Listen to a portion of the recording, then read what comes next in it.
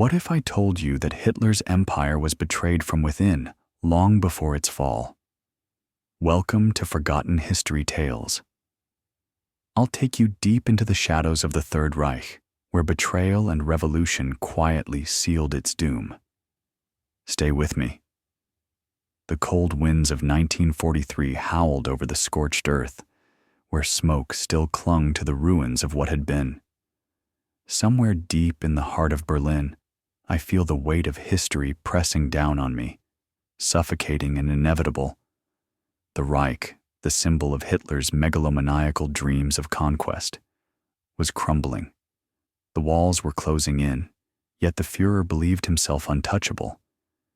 Little did he know, treachery, like a slow-moving poison, was already inside. I take you into the heart of Berlin, a city at the peak of its power, yet on the verge of unraveling. The streets are crowded with the remnants of a once feared regime. Nazi propaganda blares from every corner, urging the people to hold fast. But beneath the surface, something darker brews. In the shadowed corners of the Reich, a conspiracy grows, one that will change the course of history. It's late summer, the year 1943, and Berlin's skies are cast in shades of ash. The war is not going well for Hitler's forces. On the Eastern Front, the Soviet Red Army has just delivered a crushing blow at Stalingrad, a defeat that will haunt the Nazis for years to come. Yet, it's not the enemy outside that threatens the Reich now. It's the enemy within. There's a slow, seething current of betrayal that stretches deep into the heart of the Third Reich, creeping through its corridors like a ghost. I feel the cold in the air, the sharp edge of fear that cuts through every conversation. The city, once pulsing with the energy of a rising empire, now feels like a caged animal, waiting to strike or to die. I hear the whispers, the urgent murmurs of a secret meeting, one that could change everything. The men who attend it are not just dissidents or outcasts. These are high-ranking officers of the Wehrmacht, men who once swore their loyalty to Hitler. Men like Colonel Klaus von Stauffenberg, a man of honor, and yet in his heart, a man filled with disgust. For what had the Führer turned their great nation into? For what cause had they marched to the slaughter? The meeting is held in secret, hidden away in the deepest recesses of the military elite. They are the conspirators, those who, like a growing virus, will soon strike at the heart of the Reich. Stauffenberg, who once admired the Führer's vision of a greater Germany, now stands among the ranks of those who would see Hitler dead. He cannot, in good conscience, follow the orders of a madman anymore. I can almost smell the tension in the room, the heavy air thick with uncertainty and a sense of something unspoken. The weight of their decisions is unbearable, and yet they know it's the only way. Their country, the very soul of it, is at stake. If they don't act, the Reich will drag them all into the abyss. The plan is simple, yet deadly. An assassination, a single, decisive strike that could end the madness. But it is more than just an assassination. This is the unraveling of a web of lies, of betrayal. This is the moment when the veneer of loyalty that once bound the Nazis together starts to crack. In the shadows of the room, as the conspirators discuss their plan, I can feel the weight of every word.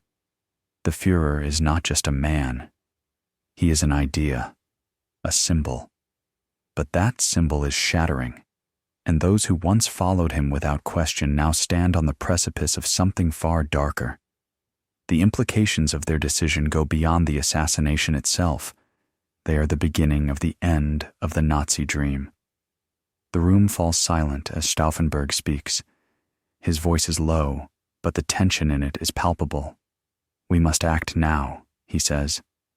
"We are the last hope to save our country from the grip of madness." His eyes flicker with a blend of fear and determination. He knows the risks, knows that failure would mean death, not just for him, but for every man in this room. I can hear the thunder of footsteps in the distance, the sound of boots marching in perfect unison, a reminder of the Nazi regime's unyielding might. But within these walls, the conspiracy is alive, growing stronger with each passing day. The cold night deepens, and outside, the city of Berlin continues its descent into chaos. The war is not yet lost, but the tide is turning. The Soviet juggernaut is on the move, and the Allied forces are closing in from the west. The Third Reich, once poised for global domination, is now a dying beast, its limbs twitching in the throes of death.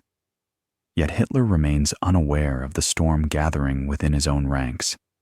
He believes his hold on power is absolute. He believes his vision of the world is invincible. And for the moment, that belief keeps him alive. But the hands of betrayal are already at work, threading through the Reich like a silent assassin. I feel the chill of the coming storm. The night is heavy with the weight of secrets, of decisions made in the dark, decisions that will shape the future. The fate of Germany, of Europe, and of the world hangs in the balance. And as I stand here, in the heart of the Reich, I know that this is only the beginning. The conspirators have set their plan in motion, but the road to victory is paved with the blood of those who dare to defy a dictator. I hear the echoes of footsteps in the halls, the final march of a nation, and I know that the days of the Third Reich are numbered. But how long will it take for the fire of rebellion to burn through the heart of Hitler's empire? The betrayal is set in motion, but it is not yet complete. The days following that fateful meeting in the shadows of Berlin feel like a slow march towards a terrible inevitability. The conspirators, having set their plans in motion, move with a sense of urgency that hangs thick in the air. I can almost hear the ticking of the clock, each second closer to the day they will strike. Stauffenberg, the man who once stood in awe of Hitler's vision, now bears the weight of his country's future on his shoulders. The plan is simple, but the stakes could not be higher. I follow him in my mind as he makes his way to the front lines, his resolve as sharp as the blade he hopes to use to end the Führer's reign. The journey feels surreal, as if I am walking in a dream, where the shadow of a single decision looms larger than the fate of any individual. The air is thick with the dust of war, the smell of burning buildings, and the distant rumble of artillery fire that punctuates the everyday chaos. This is no longer a world where victory is certain. This is the precipice. The tension in the air is palpable. The conspirators are moving forward with the assassination, but everything hinges on a single moment, the detonation of a bomb. Stauffenberg's hands tremble as he holds the briefcase, the device that will change everything. It's hidden under the heavy oak table where Hitler sits, surrounded by his most loyal officers who still believe in the vision of a 1,000-year Reich. I feel the weight of the moment, as if the very ground beneath my feet might crack open, revealing the abyss below. I can see it now. The room filled with high-ranking officers, the clinking of silverware and glasses, their voices hushed in tense conversation. Hitler is unaware of the impending danger, his voice loud and insistent as he lays out his plans for the future. To them, it must seem like the final push for victory. The world outside may be closing in, but inside these walls, the Führer remains a symbol of unbreakable power. But there, in the center of that room, the briefcase lies silently, its contents deadly. Stauffenberg knows the risks. He has no illusions about the power of the Reich's retaliation. He knows that failure will mean not only his death, but the annihilation of those who stand with him. The consequences of his actions will ripple through history, for better or worse. Yet, in that moment, as I imagine him watching the scene unfold, I sense a strange calm in his heart, as if he knows that the die has been cast, and there is no turning back. The clock ticks down. Seconds stretch like hours, each moment bringing him closer to the fateful decision. His fingers are numb with anticipation as he prepares to make his move. The eyes of the men around him are focused on Hitler, who speaks with the arrogance of a man who believes his reign will never end. The tension in the room builds, as if the very air is charged with the energy of a storm. And then it happens. I hear the muffled explosion, a low rumble that seems to shake the earth itself. The room erupts into chaos. Officers scramble for cover, their faces twisted in confusion and fear. Smoke fills the air, choking out the sharp scent of power and triumph that had once permeated the Reich. In the heart of that storm, there is a moment when everything seems to hang in balance. Hitler lies on the ground, injured but alive, while the conspirators realize their plan has failed. The aftermath is like a sharp slap across the face of a dying empire.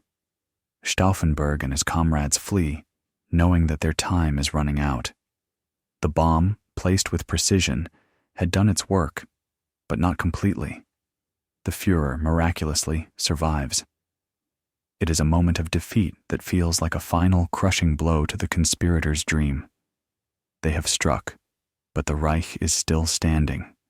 And now, the Reich will retaliate with a fury unmatched. I can feel the weight of their failure pressing in on them. The streets of Berlin, once alive with hope for a better future, now seem to close in on them. They are hunted, their lives hanging by the thinnest of threads. Betrayal, the very force they sought to unleash upon Hitler, is now coming for them. I can hear the screams of soldiers as they tear through the city, rounding up anyone suspected of treason. Stauffenberg, once a man of honor, is now a marked man. And the Führer, despite the failed assassination, is more determined than ever to see his enemies crushed. The irony of it all is unbearable. The very men who sought to save Germany are now its most wanted criminals. Their names, once whispered in admiration, will soon be known to all as traitors. Their lives, once filled with purpose and ambition, are now defined by the legacy of their failure. Yet, as I think of them, I feel a strange admiration, for in that moment, when they stood on the edge of the abyss, they showed courage. They dared to strike against a man who had twisted an entire nation into his image. The trap is closing around them. I can hear the footsteps of the soldiers as they march through the streets, hunting down the last remnants of the conspiracy. The ticking of the clock, the sound of destiny unfolding, grows louder. There is no escape now. The Führer's wrath will not be quenched by half measures. The consequences will be devastating. And yet, in the hearts of the conspirators, there is still a flicker of hope. What remains of the Reich is teetering on the edge, and it will take more than a single assassination attempt to break its hold on Germany. But as I stand in the shadows, I know one thing for certain. This is not the end. The path forward is uncertain, but the storm is far from over. The streets of Berlin are now alive with the unmistakable hum of desperation. I can feel the weight of the Reich's fury in every corner of this city.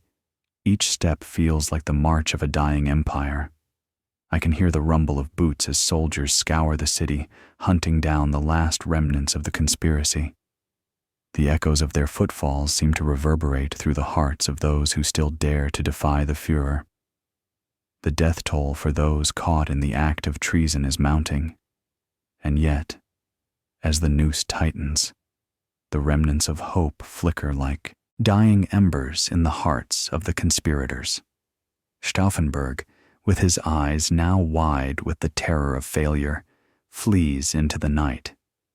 The city that once seemed filled with the promise of Nazi power is now his prison. He knows the clock is ticking, each moment bringing him closer to the inevitable. He has failed, but in his failure, something stirs within him, something raw and primal. His heart beats not only with the shame of what has gone wrong, but also with the undeniable realization that his actions may have planted the seeds of a revolution far greater than he ever intended. I feel the cold wind that sweeps across the city, the same wind that carries with it the scent of smoke and blood. The world is shifting beneath the feet of the conspirators, and their fate is no longer in their own hands. Hitler may have survived the attempt on his life, but the damage has been done. His power, though still immense, has been cracked. There are cracks in the facade, and they will widen. What once felt like the unstoppable march of a great empire now seems more fragile than ever. The hunt for the conspirators intensifies. The Gestapo, the very instrument of terror that had once struck fear into the hearts of the masses, now shifts its focus inward, turning its merciless gaze on the men who once served the Reich. It's not just Stauffenberg who feels the walls closing in. His comrades, those who joined him in the plot to kill Hitler, are being rounded up, arrested, tortured, and executed without mercy. I can hear the screams, the endless wails of those caught in the web of betrayal. These men, who had hoped to end the bloodshed, now find themselves trapped in a nightmare of their own making. It is in this moment of despair that I find myself drawn deeper into the story. The conspirators, now cornered, fight not only for their lives but for something greater, for the future of Germany. In the end, their struggle is not merely against the Führer, but against the very essence of what the Reich has become. They are men who once believed in the ideals of a better Germany, but now see only the twisted ruins of a nation led by madness. They are patriots, not traitors, and yet, in the eyes of the Reich, they are the enemy.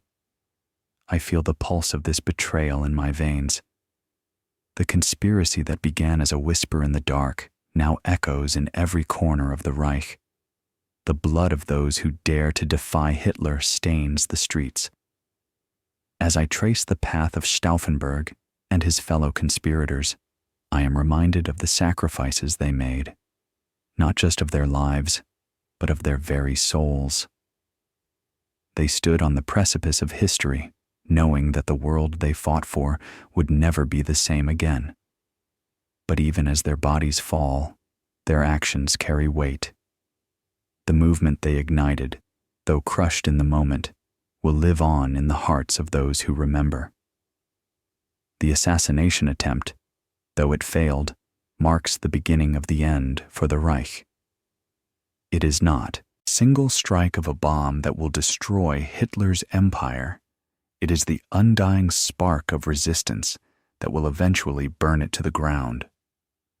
In the wake of the failed assassination, a new wave of terror sweeps through Germany. The Führer, enraged by the audacity of his former comrades, begins a brutal purge, an attempt to eradicate the very idea of dissent. The people, once eager to follow him, now find themselves caught in the crossfire of a madman's wrath. No one is safe. The SS and Gestapo are everywhere, watching, waiting for any sign of rebellion. But even in the face of overwhelming fear, there are whispers of hope, whispers of those who still dream of a free Germany. These whispers are not the cries of men who want to kill Hitler. They are the whispers of a people who want to see the country reborn from the ashes of war and oppression. They are the voices of those who, in the midst of the Reich's darkest hours, still believe that there is something worth saving. I can feel the tension building as the resistance grows stronger. What began as a small conspiracy among a few high-ranking officers has now become a movement that cannot be extinguished by violence or fear. The Reich may have struck back with ruthless vengeance, but the spirit of rebellion has taken root, and it will continue to grow, no matter the cost. The events of the last few days, the betrayal, the bloodshed, all of it has only served to ignite the flames of defiance. The story of Stauffenberg and his comrades is not over. It is only just beginning. The war is not lost, and the conspirators' dreams are not dead. They are merely waiting for the right moment, the moment when the tides of history will turn once more. And in the heart of the Reich, as the Gestapo hunts down the last of the conspirators, I hear a single question echoing through the air. What will be left when the dust settles? The days that follow are a blur of betrayal, bloodshed, and whispered names. Names that will soon be etched into history not as heroes, but as martyrs. The streets of Berlin, once the proud symbol of Nazi power, are now filled with the haunting sounds of chains rattling, of doors slamming shut, of the footsteps of soldiers dragging the conspirators into the night. Their fate is sealed, yet even in their darkest moments, I feel the pulse of resistance growing stronger. The Führer, in his fury, seeks retribution, not only for the assassination attempt, but for the very idea that anyone would dare to defy him. His wrath is indiscriminate. Officers, soldiers, even civilians who are suspected of harboring thoughts of rebellion are dragged from their homes, tortured, and executed. The streets are alive with fear, yet beneath that fear, there is something else, a quiet defiance that refuses to be snuffed out. I feel it in the air, the electric tension that crackles through every corner of the Reich. The fire of rebellion, though now small and flickering, is not yet extinguished. As the Gestapo tightens its grip, I follow the path of the men who sought to end Hitler's reign. Stauffenberg, who once walked with the hope of a better Germany in his heart, now lies in the hands of his enemies. He knows the fate awaiting him, but even in his final moments, there is a strange sense of peace. He knows that though he has failed in his mission, the cause he fought for is not yet lost. His death will not be in vain. It will be the spark that ignites the fire of freedom in the hearts of those who still dream of a world without tyranny. I can see the execution squads as they line up, the soldiers with their faces cold and resolute. Yet there is something in their eyes that betrays a flicker of doubt. These men, once loyal to the Führer, now find themselves caught in a world where loyalty means nothing. The world they once knew is unraveling, and in that unraveling, they too are lost. The conspirators, the brave men who dared to stand against Hitler, are marched to their deaths, but in their sacrifice, they leave behind something far more dangerous than their lives, an idea, a dream of a Germany freed from the grip of madness. I hear the faintest sound in the distance, whispers of a movement growing in the shadows.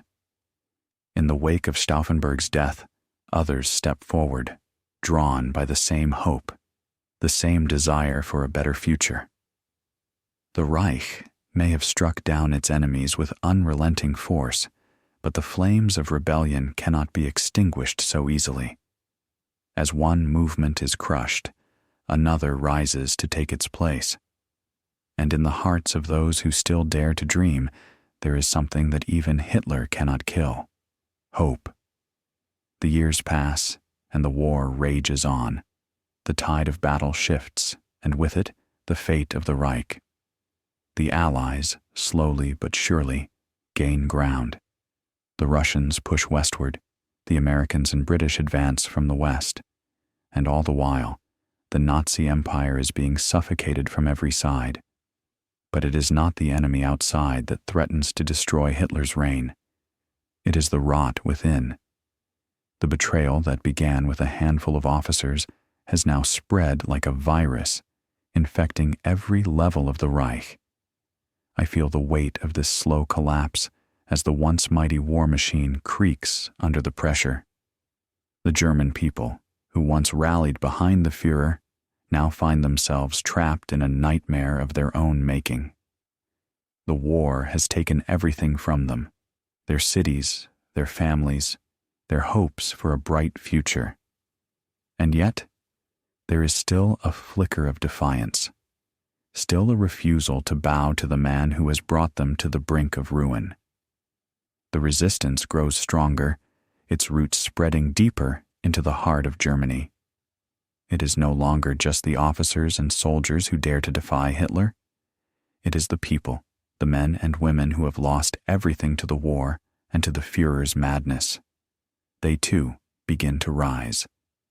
From the ashes of defeat, a new Germany is being born, one where the dream of freedom still lives, even if it is but a whisper. I hear the sound of gunfire in the distance, the sharp crack of weapons echoing through the streets. The tide of war is turning, but the fight is far from over. As the Allies close in, and as the last vestiges of Nazi power crumble, I cannot help but feel a sense of inevitability. The end is near, but the question remains: what will become of the idea that once consumed a nation? What will become of the dream that started with the betrayal of one man and spread across an entire empire? I can feel the darkness gathering, the shadow of the Reich looming over everything. But in that shadow, there is also light. The conspirators, though dead, have left behind a legacy of defiance, of hope, and of the belief that even in the darkest of times, there is always a chance for redemption. And so, I stand at the edge of history, watching as the final chapter of the Reich is written. The last days of Hitler's empire are filled with the sounds of destruction, the thunder of bombs, the roar of artillery, and the cries of those who have fallen. But amidst the chaos, there is a quiet victory, one that cannot be measured in bodies or cities captured. It is a victory of the spirit, of the idea that even in the face of tyranny, there is always room for rebellion. And as the Reich falls, I know one thing for certain: the betrayal that started in the shadows of Berlin has, in the end, changed the course of history. But the question remains: was it enough to save Germany? The world is on the brink of collapse. The last remnants of Hitler's empire lie in ruins, its walls crumbling under the weight of defeat. The Allies advance from every direction, their forces relentless, unstoppable. But as I stand amidst the ashes of what was once a mighty Reich, I am struck by something more than the devastation of the battlefield. It's the quiet realization that the end of the Nazi regime is not just a military victory. It is the culmination of years of resistance, of betrayal, of men and women who defied tyranny in its darkest moments. I feel the weight of history bearing down on me. The final days of the Third Reich are upon us. I can almost hear the footsteps of the soldiers marching through the broken streets of Berlin, their faces grim, their eyes filled with the knowledge that the war is over. Yet the struggle is not. The ruins of the Reich lie before me, the broken dreams of a madman scattered across a city that was once the heart of the Nazi Empire. The buildings are shattered, the streets littered with the detritus of war. The stench of smoke and death hangs heavy in the air. But it is not the physical destruction that consumes me. It is the realization that the ideology that fueled this madness still lingers, like a poison in the veins of Germany. Even as the Allies close in, even as Hitler's inner circle is wiped out, there are still those who believe in the cause, who will stop at nothing to ensure that the dream of a Nazi-dominated world is not lost. I can feel their presence, like a dark shadow, creeping through the ruins of the Reich. The war is over, but the battle for the soul of Germany is just beginning.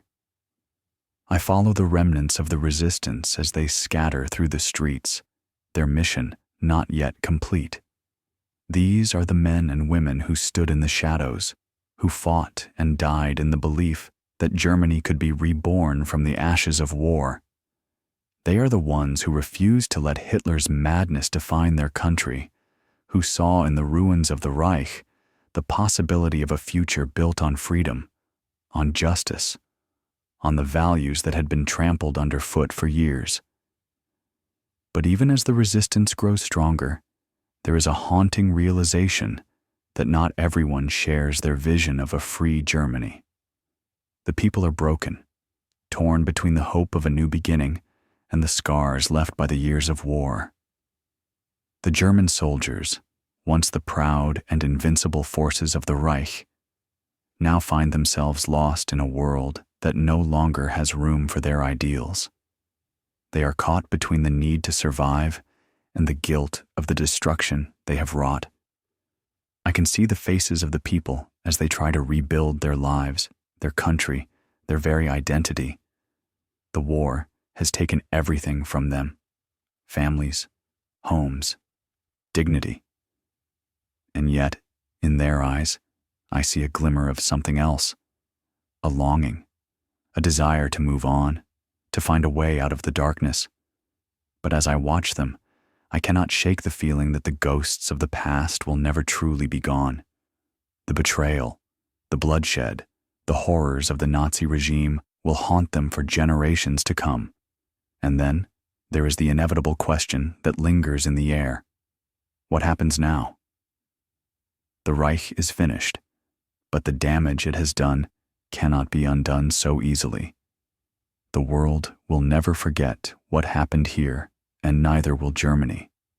The scars of the war will last long after the last soldier has marched off the field, long after the final bombs have fallen. But will the people of Germany ever truly be free from the shadow of the Reich? I feel the tension mounting as the Allies begin their occupation of Berlin. The city is now divided, a shell of its former self, and the people are caught in the middle. The war is over, but the battle for Germany's soul has only just begun. The Allies move in, ready to take control, but there is a fear in the air that cannot be shaken. The people of Germany know what they have lost, but they also know what they are about to gain, and it is not without its price. I hear the sounds of Allied forces moving through the streets, the clatter of their boots against the pavement, the buzz of radios crackling with orders. But amidst the chaos, there is a strange calm. The city, broken and beaten, is waiting for something, waiting for the moment when it can rise from the ashes. The world is watching, and the question on everyone's lips is the same: what comes next? I stand in the heart of Berlin, watching as the remnants of the Third Reich are swept away. The men and women who fought for freedom, who risked everything to end Hitler's reign, are now faced with the impossible task of rebuilding a shattered nation. But as I look around, I see something that gives me hope. There is a flicker of life in the ruins, a sense that the people of Germany are not lost, that they can rise again. It won't be easy, and the road ahead will be long, but it is a road they must walk if they are to find redemption. The question remains, however, and it haunts me as I move through the streets. Will Germany ever truly be free of the darkness that the Reich has left behind? The echoes of the past still linger, and they will continue to haunt this land long after the last remnants of the Nazi regime have disappeared. The dust of Berlin still hangs in the air, a constant reminder of what has been lost. As I walk through the broken streets, the sound of the Allies' boots crushing the rubble beneath them echoes through the ruins. The city, once a symbol of Nazi power and ambition, now stands in tatters. The twisted skeletons of buildings rise like graves, and the cries of a broken people fill the silence. The war is over, but the questions linger, heavy and unbearable. I feel the weight of history pressing down on me. The war may have been won, but the battle for Germany's future is far from over. The remnants of the Reich are being swept away, but the scars left behind by years of bloodshed and betrayal will take generations to heal. The people of Berlin and of Germany are left to pick up the pieces, but the pieces of what? A country torn apart by hatred, by war, by an ideology that promised greatness but delivered only destruction. I walk deeper into the heart of the city, my mind swirling with the ghosts of the past. The faces of those who fought, who resisted, who sacrificed themselves for a better Germany are etched into my mind. They were not heroes in the traditional sense. Many of them were just ordinary men and women who could no longer stand by and watch as their country was consumed by madness. I can almost hear their voices, whispering in the shadows, urging me to remember. As the Allies move in, the world watches with bated breath. The Nazi regime has been vanquished, but what will emerge in its place? The future of Germany is in the hands of those who now occupy its streets, the men who led the Allies into Berlin. The soldiers who fought to crush the Reich are now the ones who must decide the fate of the nation. But the truth is, they have no easy answers. The Germans, once the aggressors, now find themselves as the defeated. The faces of the soldiers I pass are tired, their eyes hollow from years of war. The Allies are not their liberators, they are their conquerors, and the resentment, though buried deep, simmers just beneath the surface. But there is something else, something that even the foreign soldiers cannot deny, a sense of shame that hangs in the air like a thick fog. The people of Germany know what they have done, what they have allowed to happen in their name. The guilt is undeniable, and it will haunt them for decades to come. Yet, amidst the ashes of the Reich, there is a strange hope. It's a fragile thing, almost invisible, but it's there.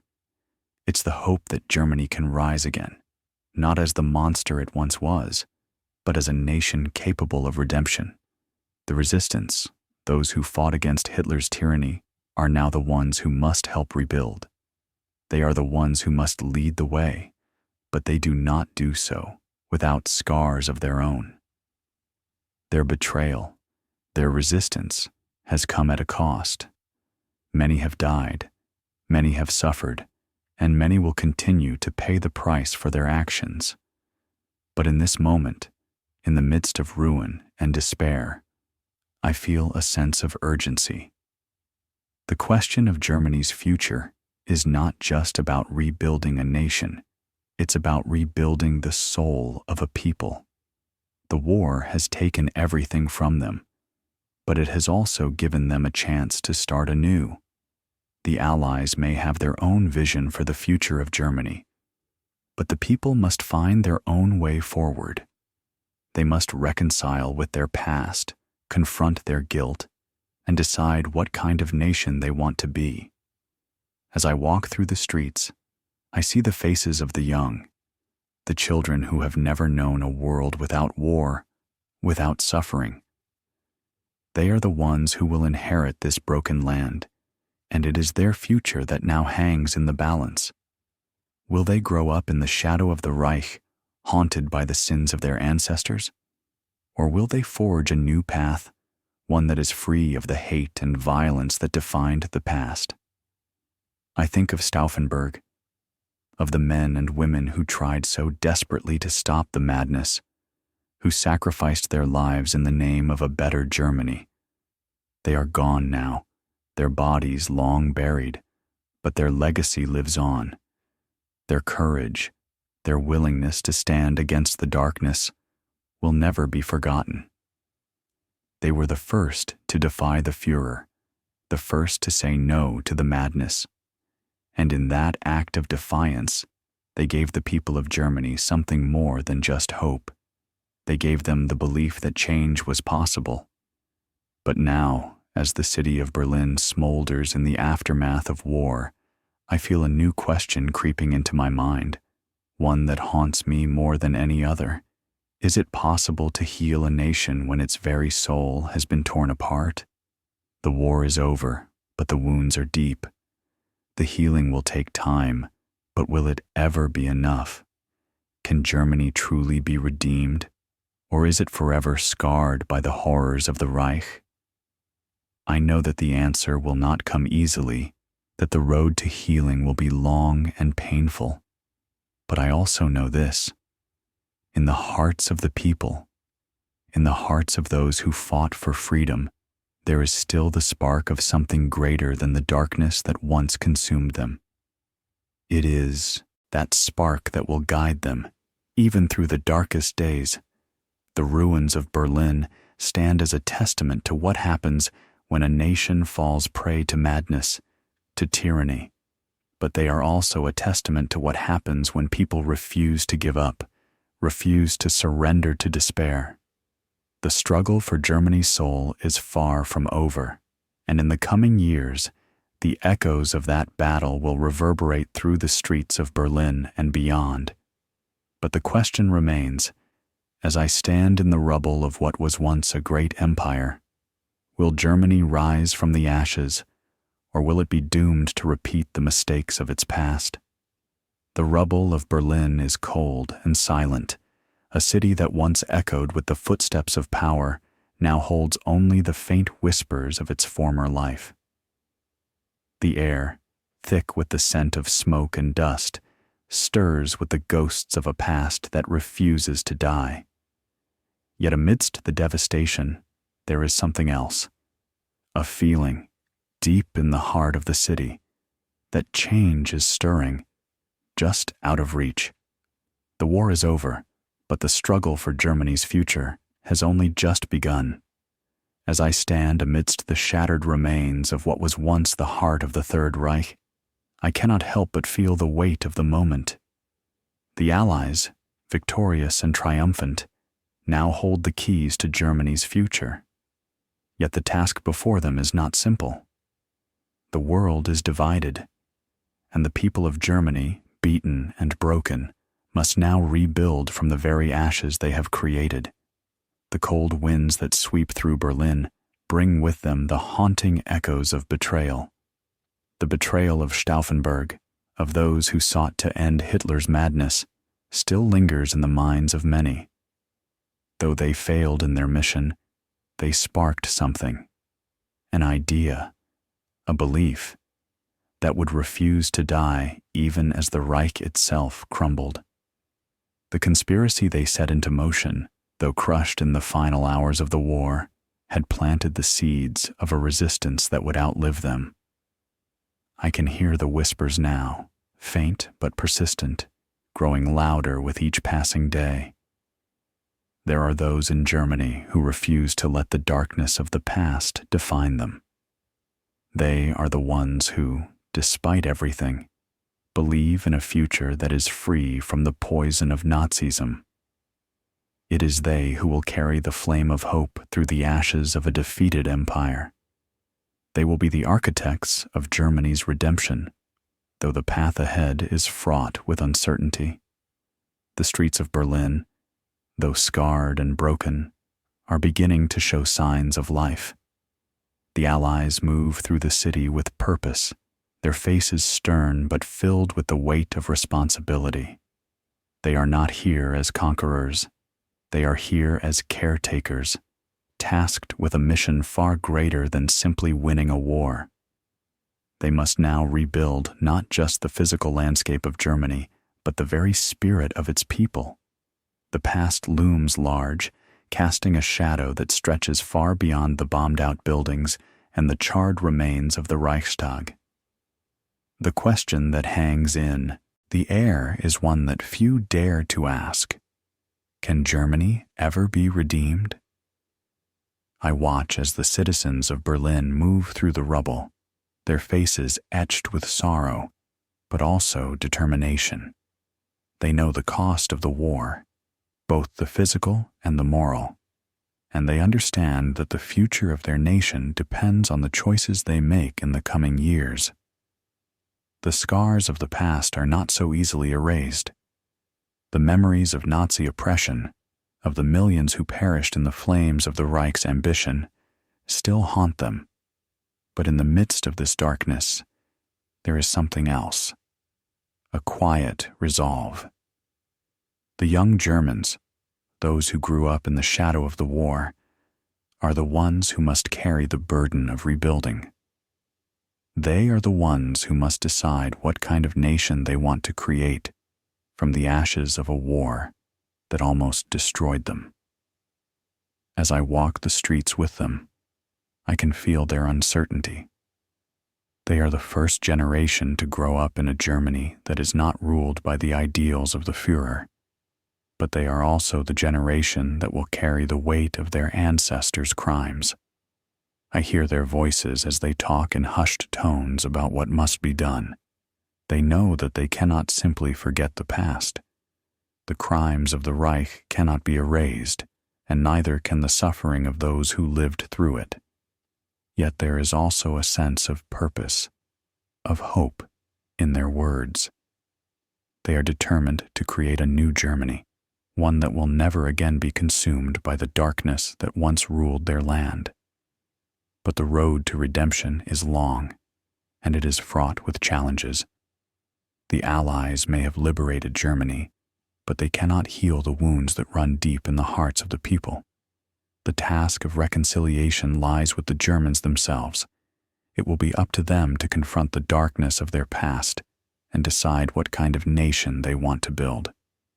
And as they take their first steps toward rebuilding, I can't help but feel the weight of what is at stake.